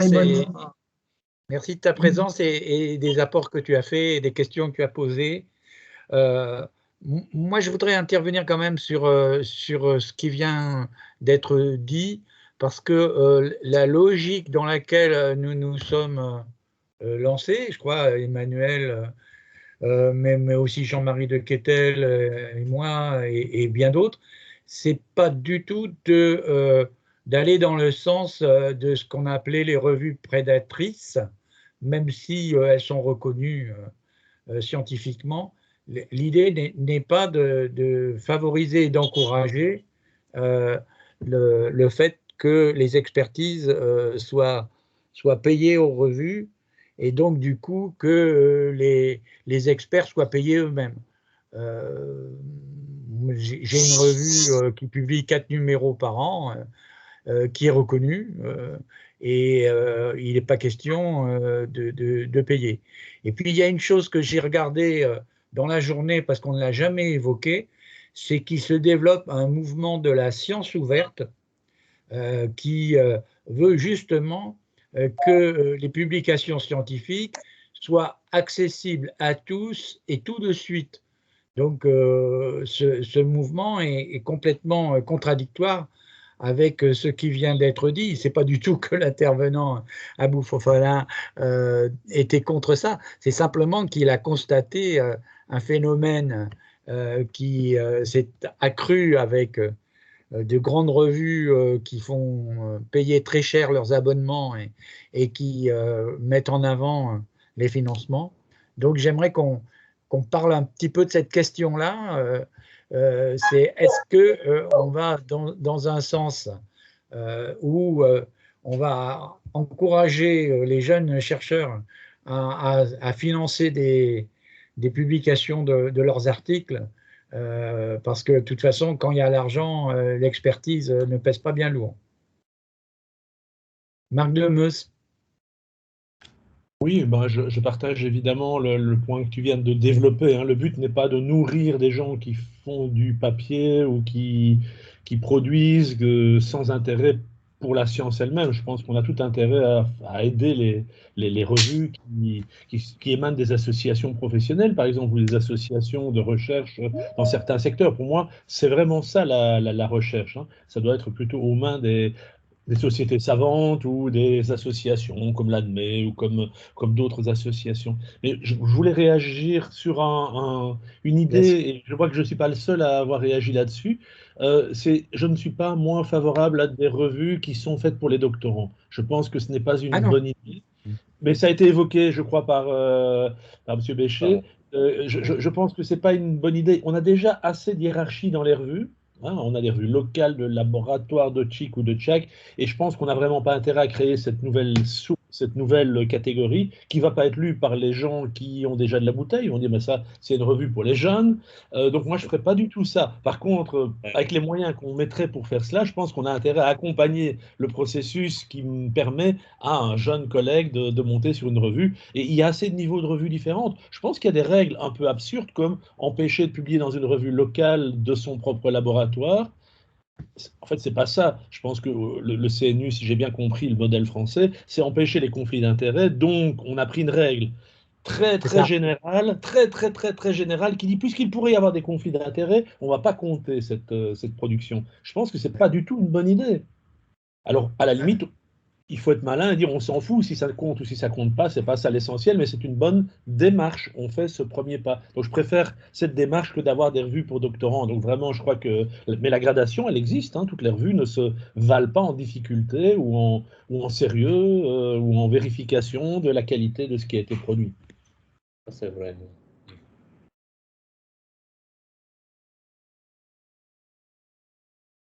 Est-ce qu'il y a d'autres demandes d'intervention sur cette troisième question? Oui. Oui. Oui, il y a le professeur Napon. Ah bon, d'accord. Vous avez la parole. Oui, c'était par rapport à la proposition des revues. Pour moi, l'idéal, étant donné que c'est un projet, l'idéal serait alors que l'on puisse s'appuyer sur les revues existantes. Vous avez dit tout à l'heure, par exemple, que vous avez une revue. Et pourquoi ne pas s'appuyer, qui fait à peu près 4 numéros par an? Pourquoi ne pas s'appuyer sur votre revue dans un premier temps et par la suite, on fera une évaluation pour voir ce que ça donne? Tout à fait d'accord, mais même je pense qu'en France, il y aurait plusieurs revues. Je pense aussi que Céline nous a parlé d'une proposition très claire pour ce qui se passe à Genève. Maurice également. Moi, je pense que la revue, par exemple, de Nantes pourrait être intéressée, la revue de recherche en éducation. Je vous dis, je fais des expertises pour une quinzaine de revues.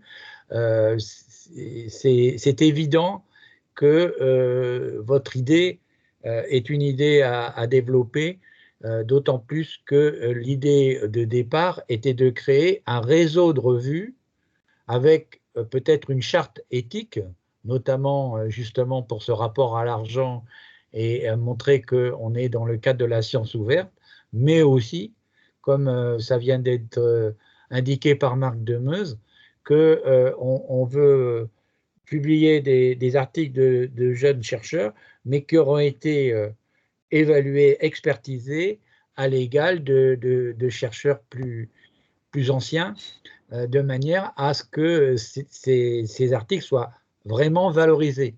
Voilà, donc on a beaucoup parlé au cours des 2 premiers ateliers de la nécessité de créer des réseaux ou un réseau avec un portail, et je crois que pour certaines revues, que ce soit françaises ou d'autres pays, y compris, on a vu quand même l'état des revues en Afrique dans le premier atelier.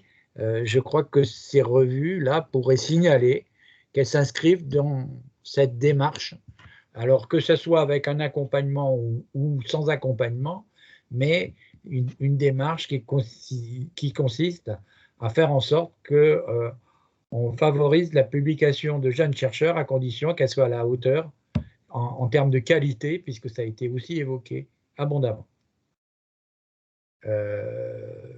D'autres interventions sont encore possibles. Oui, c'était pour dire que, oui, donc il faudrait également, puisque étant donné que vous avez cité d'autres revues, à ce moment, alors, ça veut dire qu'on serait obligé de proposer des thèmes de recherche. Bien en sûr. fonction, voilà, des thèmes de recherche en fonction de la spécificité de chaque revue. Ainsi donc, on pourrait orienter les chercheurs à dire, bon, pour ceux qui s'intéressent à tel aspect, vous pouvez envoyer vos travaux dans telle à telle revue, et pour ceux qui s'intéressent à tel autre thème, par exemple, ils pourraient également envoyer leurs recherches dans tel. Là, en ce moment, ça permettait effectivement de bien faire. Et c'est pour ça que je regrette qu'on n'ait pas pu entendre Paulin Osounoun-Tolin, parce que dans un courrier qu'il m'a fait, il a insisté sur plusieurs points, mais notamment sur le fait qu'on pourrait envisager des publications sur l'éducation et pas simplement des publications en sciences de l'éducation, mais ça a été un petit peu évoqué aussi tout à l'heure, parce qu'il y a des collègues qui parlent de lettres et sciences humaines, et donc effectivement l'éducation, ça concerne aussi les connaissances en didactique, ça concerne aussi les langues, ça concerne aussi, je sais qu'il va y être sensible, la philosophie, voilà, et l'histoire de l'éducation, et c'est pas toujours classé au sein des sciences de l'éducation. Donc merci de cette intervention.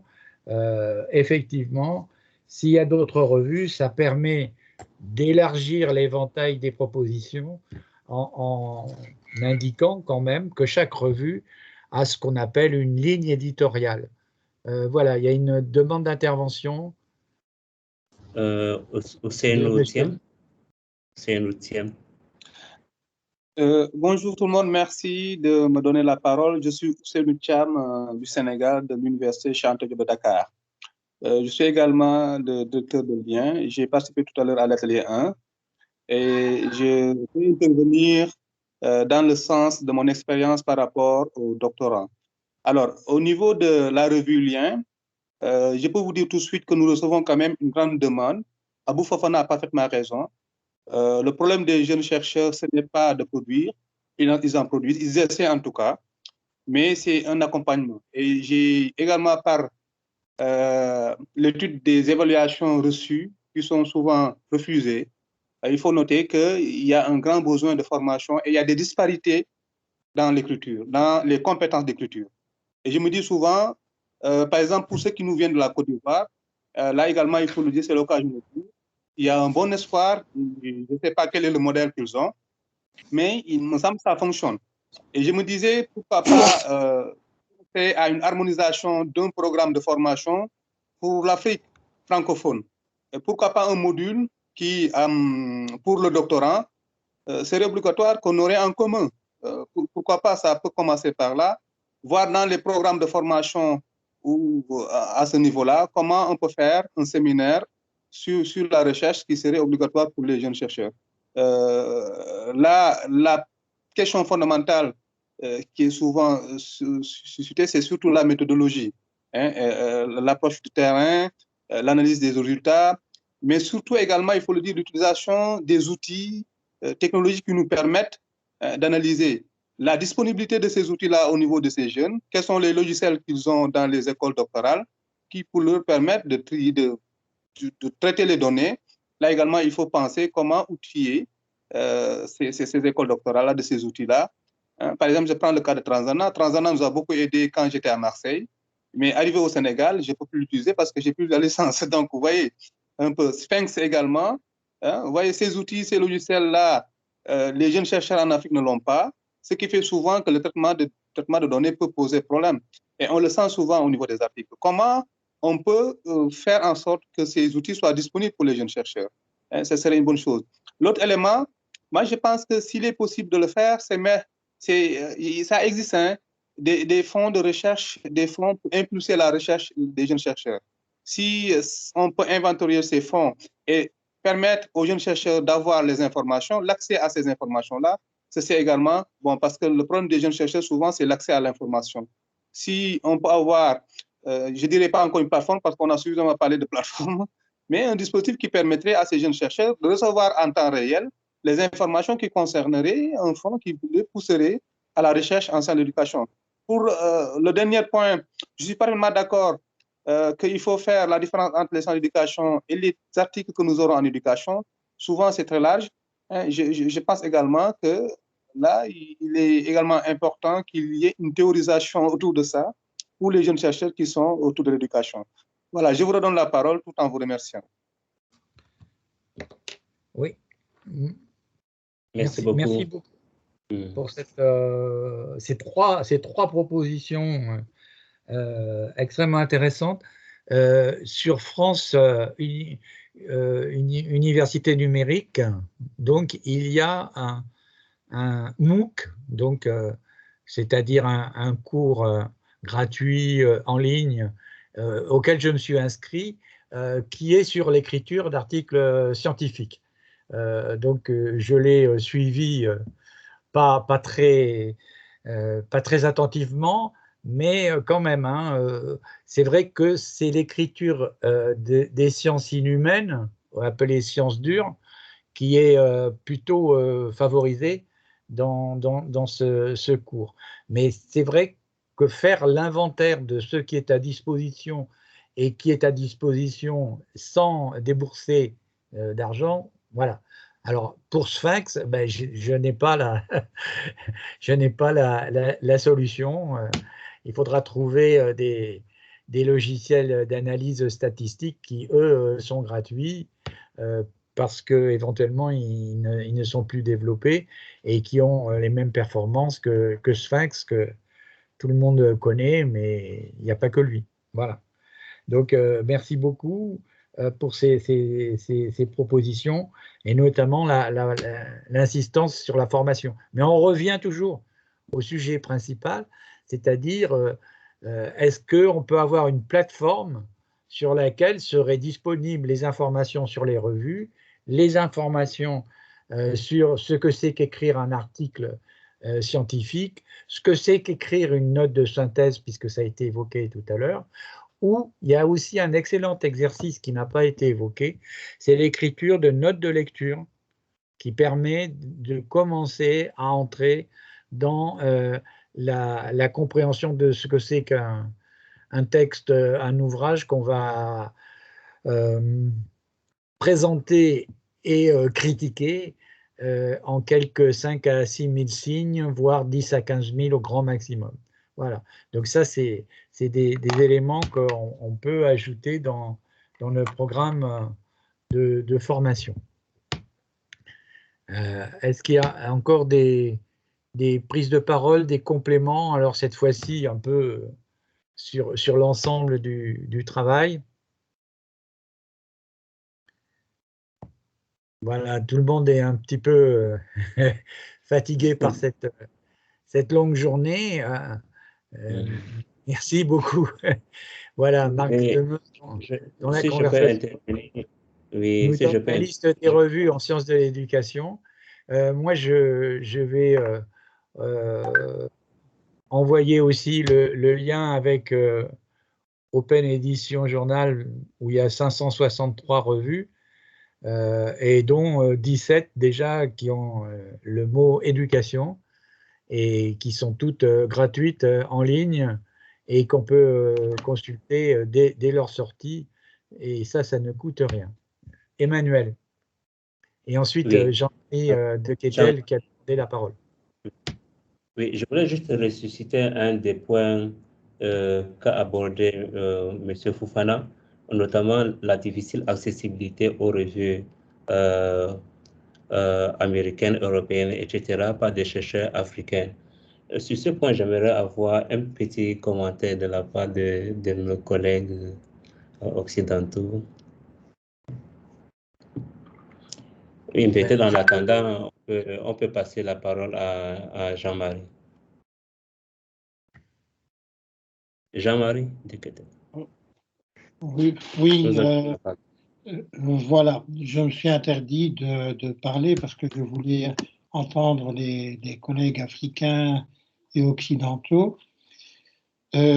Après 3 ateliers très, très intéressants, on a entendu beaucoup de propositions. Et j'ai essayé, en pensant un tout petit peu qu'est-ce que je dois retenir de tout ça, je me suis posé la question, si je me remettais en position d'un étudiant qui est en maîtrise en sciences de l'éducation, qui est vraiment intéressé par la recherche, de 2 choses l'une, il se trouve dans une institution, dans une faculté, un département, peu importe, qui a fait l'objet d'une très bonne formation à la méthodologie de la recherche, comme ça existe dans certaines institutions. Mais je connais d'autres institutions où il n'y a pratiquement pas de formation à la méthodologie de la recherche, ni au premier ni au deuxième cycle. Que va faire cet étudiant qui a vraiment envie de faire un processus de carrière de recherche? Quelles sont les propositions que l'on peut faire? Car il me semble que parmi les propositions qui ont été émises dans les 3 ateliers, il y a des propositions qui sont plus en direction de personnes, il y a des directions qui sont beaucoup plus en direction d'institutions, de dispositifs. Donc, c'est le premier pas, si vous voulez, de cet étudiant-là. Il arrive en 3e cycle, il s'inscrit à une thèse. Il aura forcément, comme la loi le veut, un directeur de thèse.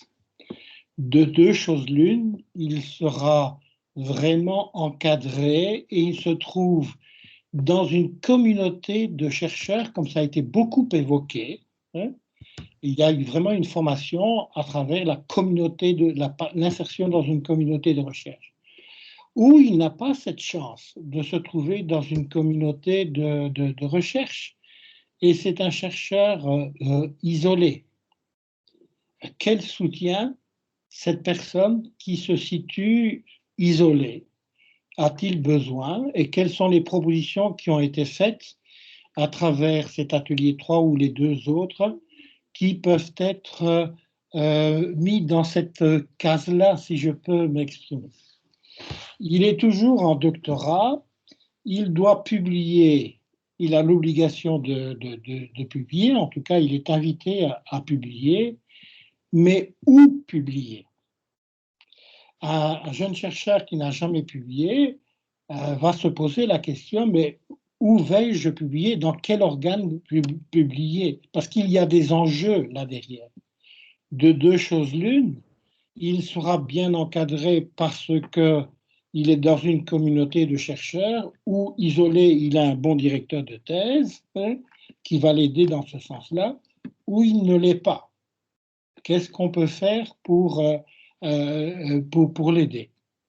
Il est maintenant, il a eu un bon conseil, il est dans un organe de publication, par exemple une revue.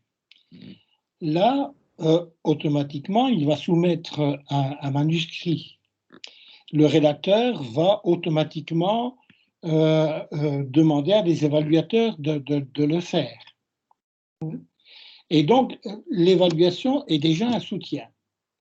Mais est-ce que ce soutien va simplement être un rapport ou est-ce qu'il va y avoir un suivi de ce soutien?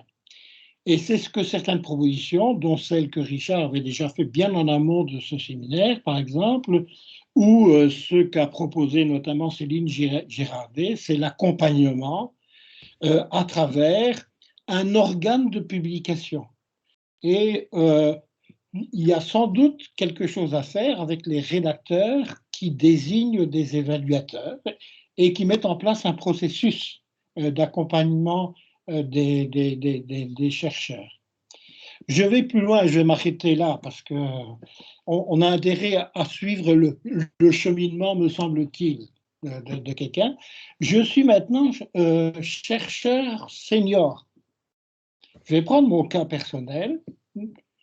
Eh bien, j'ai accompagné des centaines de chercheurs, même une centaine de doctorats, mais j'ai vraiment la nette impression que seul je ne peux pas bien encadrer un chercheur parce que, en fonction de l'objet de recherche, il y a des implications d'ordre, par exemple, méthodologique. Des méthodologies que je connais, mais il y a des méthodologies que je ne connais pas. Et donc, il y a sans doute un besoin d'avoir des connexions avec des collègues qui ont chacun leur expérience, leur expertise, leur connaissance de la méthodologie. Ça, c'est un premier point. Et un deuxième point, comme ça a été souligné par un propos, je pense que les chercheurs seniors ont besoin de temps en temps des remises à niveau. Et donc, ce serait intéressant que peut-être dans la synthèse, on balaie les différents moments du processus, depuis ce jeune chercheur en maîtrise qui a envie de faire de la recherche, jusqu'à ce chercheur senior qui a envie de bien continuer à accompagner des recherches. Voilà, je ne voulais pas intervenir, mais comme nous avions quelques minutes de radio, je me suis permis de le faire. Et nous te remercions particulièrement parce que ce suivi chronologique par étapes confirme un des points qui est, je crois, un des gros acquis de la journée, c'est qu'on a besoin maintenant de penser réseau.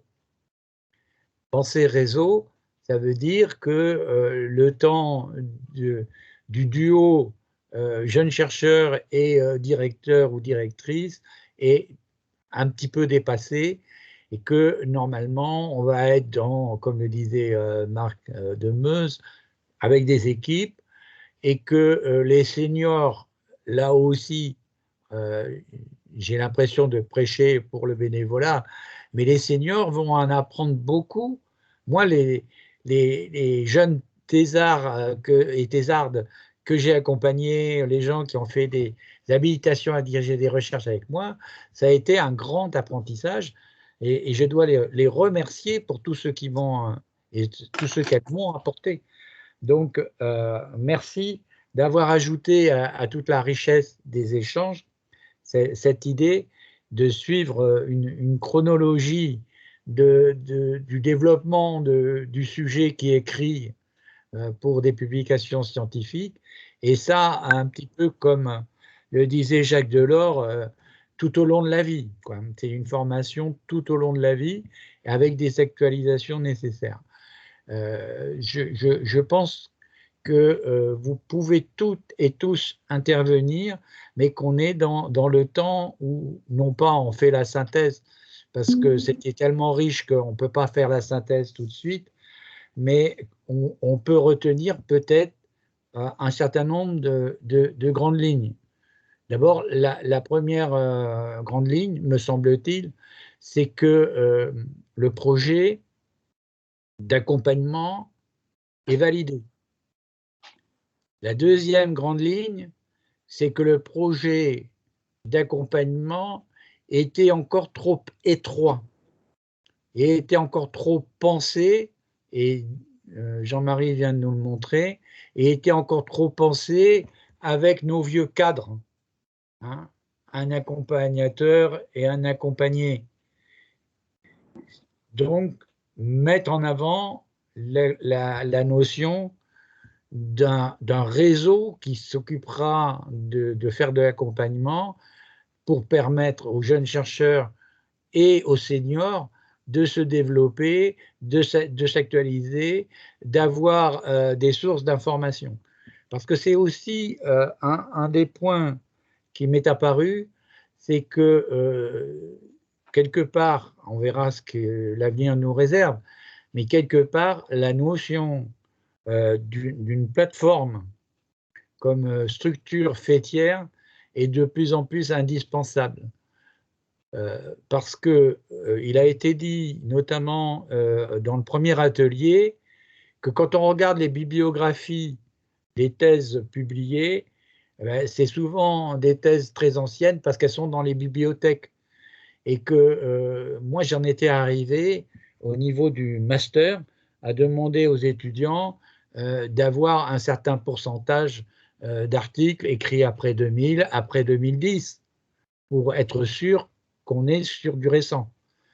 Alors, évidemment, la question des coûts est importante, mais justement, elle est un peu, et même je pense beaucoup, amortie par la mise en réseau et par le numérique. Ça ne veut pas dire que tout est réglé par le numérique, loin de là, mais une partie des problèmes de financement, évidemment, quand on va demander un livre de chez Debook qui ne figure pas dans la bibliothèque universitaire, ça va être 40 € plus tant d'euros de frais de port, etc., etc. Tandis que si on peut accéder à ces écrits, donc je vous ai donné en ligne le site d'Open Audition, mais évidemment, Open Edition fait aussi de l'édition de livres. Il y a 563 revues, il y a des milliers de livres sur Open Book. Donc, vous avez quand même cette possibilité de faire basculer les choses du bon côté, c'est-à-dire pas de revues prédatrices, pas d'investissement financier, mais un gros engagement personnel. Je m'arrête là parce que je vois que il y a une demande d'Ousseynou Kiam qui est sans doute pour enrichir les éléments qui permettront d'avoir la synthèse. Nous vous écoutons. Non, exactement. En fait, je ne sais pas est-ce que je vais atteindre cet objectif-là, mais c'est juste pour dire l'exemple de lien. Récemment, on bénéficie avec le programme Apprendre un peu la migration de liens à l'état actuel vers Open Edition. Je pense que ce serait très intéressant également d'accompagner les revues à entrer dans les canaux de la publication scientifique internationale. Hein, ça, c'est une très bonne chose. Et je travaille avec Daniel Pereira qui m'aide beaucoup et qui permet de voir en réalité un peu les possibilités de faire en sorte que le lien devienne vraiment une revue internationale comme son nom.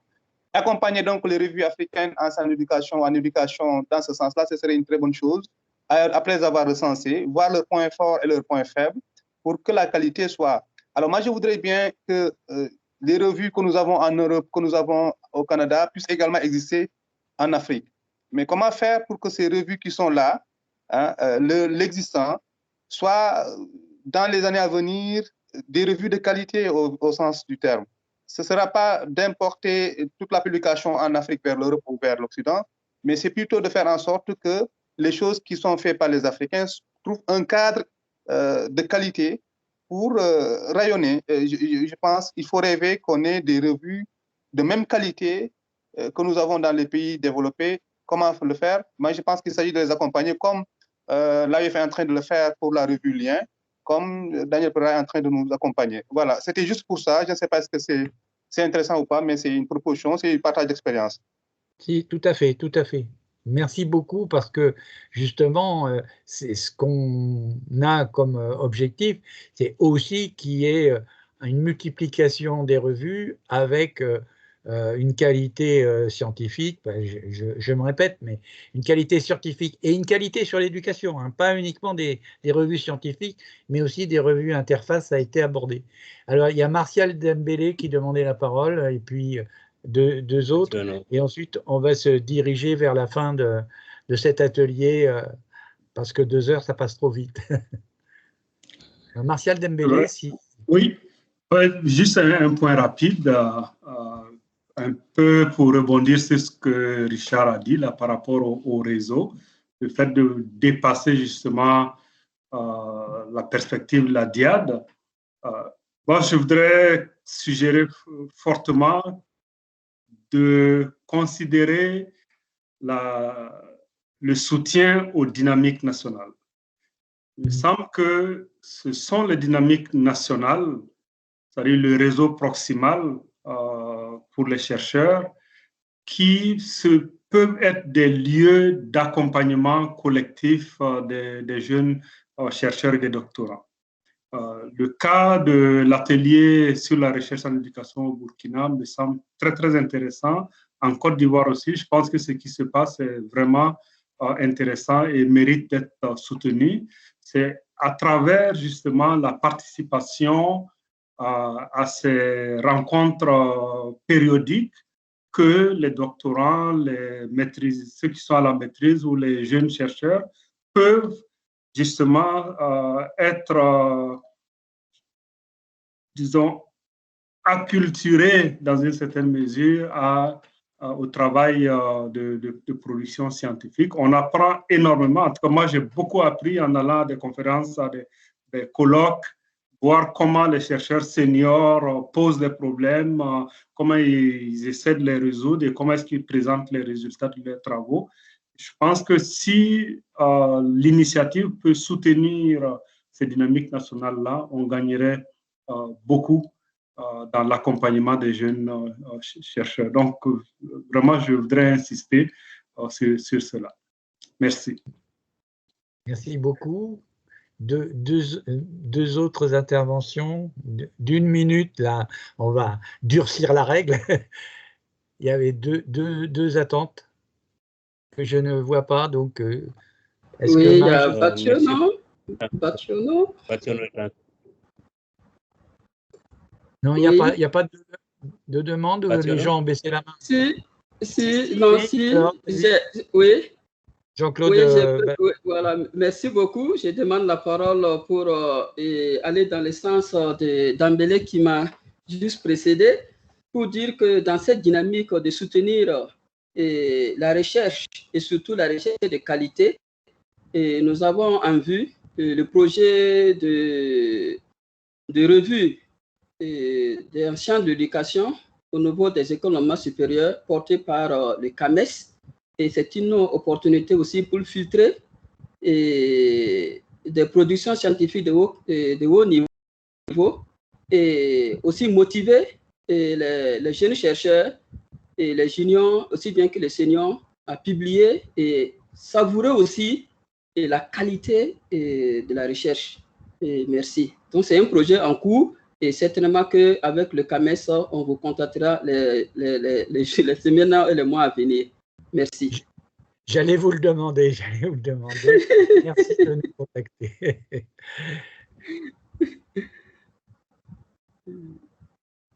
Voilà. Il y a Richard, je vois la main de Monsieur Thiam. Voilà, Monsieur Thiam, et ça sera la dernière intervention avant la clôture qu'on on fera faire par Marie-Josée. Merci beaucoup, j'ai assez parlé. J'avais oublié de l'enlever, en fait, de baisser la main. J'ai assez parlé. Voilà, donc j'aime bien commencer à l'heure et j'aime bien terminer aussi à l'heure. Et encore, merci de votre patience. Merci à Emmanuel d'avoir préparé et animé cet atelier avec moi. Et je donne la parole à Marie-Josée. Pour un mot bref de conclusion, suivre vos échanges était vraiment très enrichissant et très intéressant. Je crois que beaucoup de choses ont été dites. Certaines sont très convergentes d'un atelier à l'autre. Nous avons demandé aux animateurs de nous adresser une synthèse en quelques pages pour la fin du mois de septembre pour qu'elle puisse être présentée lors du séminaire institutionnel qui aura lieu en octobre et dont bien sûr nous vous tiendrons informés. Il me reste à vous adresser mes très vifs remerciements à tous. Certains d'entre vous ont suivi la totalité des ateliers, d'autres nous ont rejoints seulement pour là, et je salue également le gros travail effectué par Étienne Richard et par Emmanuel Bécher depuis plusieurs semaines, comme les animateurs des autres ateliers. Un grand merci pour cette journée très, très, très riche et très dense. Merci. Au revoir. Merci. Merci à tous. Merci beaucoup. Au revoir. Ciao, ciao. Merci, merci. Ciao. À bientôt. Bientôt. Bye bye.